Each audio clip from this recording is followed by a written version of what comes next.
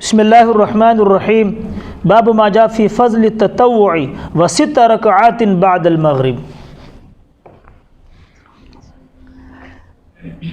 یہ صحیح روایات میں جو صحیح روایات ہیں ان کے اندر اوابین کی نماز دیکھے، آب یعوب اوبن، آب یعوب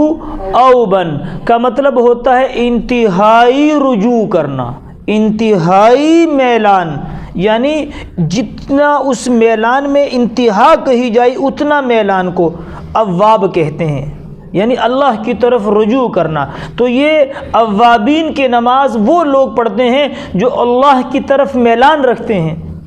اللہ کی طرف ان کا رجوع ہوتا ہے، اللہ کی طرف میلان اور رجوع ہوتا ہے۔ تو صلاۃ الاوابین یہ اصل میں صحیح روایات میں اشراق اور چاشت کی نماز کو اوابین کہا گیا ہے،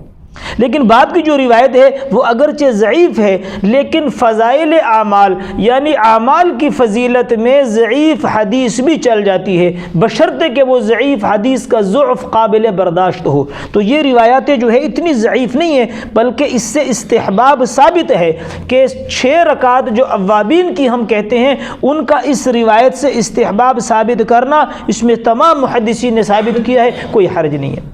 تو یہ اوابین کی 6 رکعتیں ہیں جو مغرب کے بعد پڑھی جاتی ہیں، لیکن اس میں مسئلہ یاد رکھیں کہ مغرب کی 2 سنتیں اوابین میں شامل ہیں، مغرب کی 2 رکعتیں سنت جو ہے وہ اوابین میں شامل ہیں، لیکن اگر کوئی آدمی علیحدہ سے 6 پڑھنا چاہے تو بھی یہ بہتر ہے کہ وہ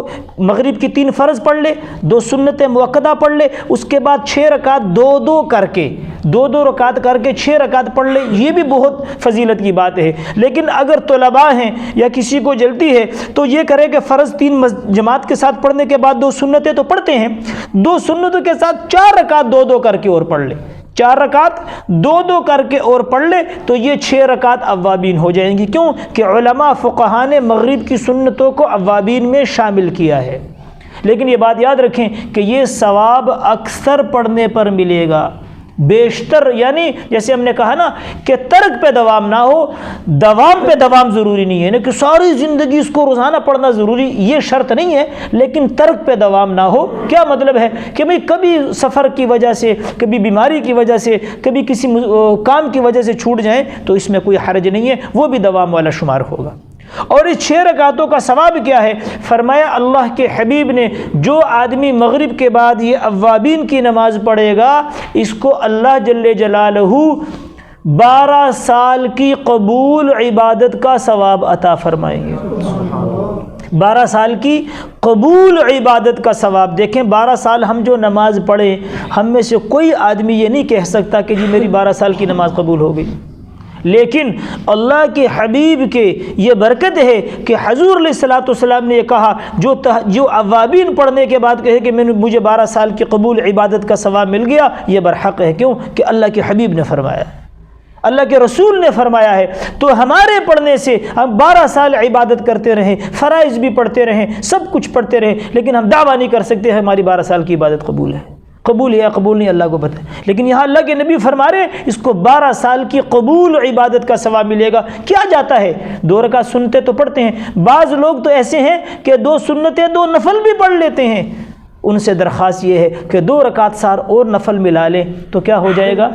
12 سال کی قبول عبادت کا ثواب اللہ پاک اس کو اس نماز پہ عطا فرمائیں گے۔ تو یہ اوابین کی نماز ہے، تمام طلباء کو، تمام لوگوں کو اس کا اہتمام کرنا چاہیے، کچھ نہیں جاتا۔ اور اگر سفر میں یا بیماری میں نہ پڑھ سکے تو بخاری شریف کی حدیث موجود ہے کہ جو آدمی تندرستی میں اور حضر میں یعنی جب گھر پہ مقیم ہے جو نماز وہ پڑھتا ہے، جو عبادات وہ کرتا ہے، جب وہ بیمار ہو جاتا ہے یا جب وہ سفر میں چلا جاتا ہے یا جب اس کو کوئی کام ہوتا ہے وہ نہیں پڑھ سکتا تو اللہ جل جلالہ اس کو کیا کرتے ہیں؟ بغیر عبادت کیے وہ ثواب عطا فرماتے ہیں، بخاری کی حدیث ہے۔ تو اس کا اہتمام اگر ہم کریں گے، اس کے اہتمام سے اگر کبھی مصیبت میں، بیماری میں، کسی مشکل کام میں نہیں بھی ہم سے ہو سکے گی تو اللہ جل شانہ ہمیں ثواب عطا دے۔ اور صرف ہمت کی بات ہے، ہم نے اپنے بڑوں کو بیماری میں دیکھا ہے کہ بیماری کی حالت میں کرسی پر بیٹھے ہوئے ہیں اور الحمدللہ اوابین پڑھ رہے ہیں۔ تو اللہ پڑھنے کی توفیق